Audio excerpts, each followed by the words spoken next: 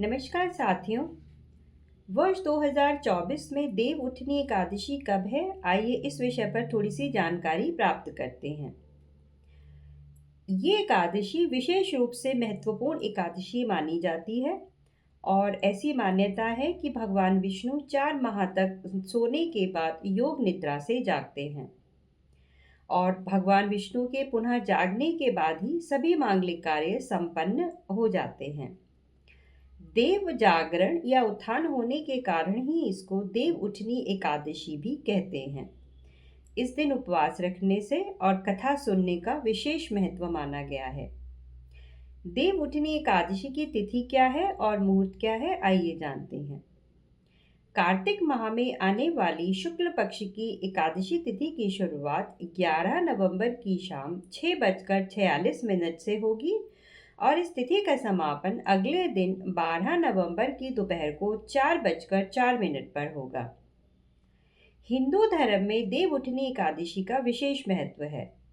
इस दिन न केवल चतुर्मास समाप्त होता है बल्कि देश के सभी हिस्सों में शुभ और मांगलिक कार्यों की शुरुआत हो जाती है। आइए जानते हैं देव उठनी एकादशी की पूजा विधि क्या है। तो देव उठनी एकादशी पर सुबह ही स्नान कर लीजिए, फिर साफ वस्त्रों को धारण कीजिए, घर की साफ सफाई कीजिए और पूजा वाले स्थान पर भगवान विष्णु के चरणों की आकृति का चित्र बनाइए। अब उस चित्र के पास फल, मिठाई, बेर और सिंघाड़े रख दीजिए। फिर गन्ना रखते हुए उस आकृति को डलिया से ढक दीजिए। रात के समय घर में और बाहर में दीपक जलाइए और पूरे परिवार के साथ भगवान विष्णु समेत सभी देवी देवताओं की पूजा भी कीजिए। पूजा के बाद शंख, घंटा और घड़ियाल आदि बजाकर भगवान विष्णु को जगाना चाहिए। इस दौरान उठो देवा, बैठा देवा, आंगुरिया चिटकाओ देवा, ऐसे गीत हम गा सकते हैं। अगले दिन 13 नवंबर को तुलसी विवाह का पर्व होता है। इस दिन शालीग्राम के साथ माता तुलसी का विवाह किया जाता है। तुलसी विवाह का भी अपना बहुत महत्व है। तुलसी और शालीग्राम की पूजा करने से पितृदोष का शमन होता है। इस दिन व्रत करने से व्यक्ति की कुंडली में चंद्रमा की स्थिति मजबूत होती है, ऐसी ज्योतिषीय मान्यता है। तो 13 नवंबर को तुलसी विवाह किया जाएगा। अब भगवान विष्णु को हम किस तरह से जगा सकते हैं देव उठनी एकादशी पे, आइए इस विषय पर थोड़ी सी बात करते हैं। सबसे पहले तो भगवान विष्णु को जगाने के लिए घर के आंगन में पिसे हुए चावल और चंदन के साथ आप एक रंगोली बना लीजिए और उस पर पत्ते वाले 4 गन्ने से मंडप बनाइए। मंडप में भगवान विष्णु को शालीग्राम के रूप में स्थापित कीजिए।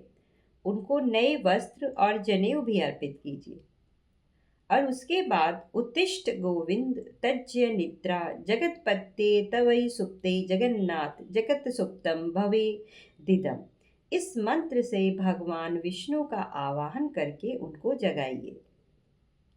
इसके साथ ही माँ लक्ष्मी और अन्य सभी देवी देवताओं के लिए 7, 9, 11 या 21 आप दिए जलाइए और सभी देवी देवताओं की पूजा अर्चना वंदना कीजिए। आइए देव उठनी एकादशी पर भगवान विष्णु के लिए कुछ मंत्र मैं आपको बताती हूँ। तो यदि आप इन मंत्रों का उच्चारण करते हैं तो आपको सुख और समृद्धि प्राप्ति होगी और आपके सारे दुख और कष्ट का निवारण भी होगा। तो वो मंत्र हैं: वंदे विष्णु भव भय हर सर्वलौकिक नाथम। ओम श्री विष्णवे च विद्महे वासुदेवाय धीमहि तन्नो विष्णु प्रचोदयात्। ओम नमो नारायण। ओम भगवते वासुदेवाय। मंगलम भगवान विष्णु मंगलम गरुड़ध्वजा मंगलम पुंडरीकाक्षाय मंगलाय तनूहरे। ये पुंडरीकाक्ष भी भगवान विष्णु का ही एक नाम है।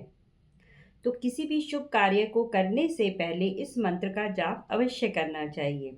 विवाह, पूजा, आरती, सभी शुभ अनुष्ठानों पर भगवान विष्णु का मंत्र का जाप करें। इस मंत्र को ही मंगलाचरण मंत्र के नाम से जाना जाता है। इसे किसी भी पूजा अनुष्ठान में पढ़ा जा सकता है। तो साथियों, ये थी देवउठनी एकादशी के बारे में एक छोटी सी जानकारी। आशा करती हूँ आपको ये वीडियो अच्छा लगा होगा।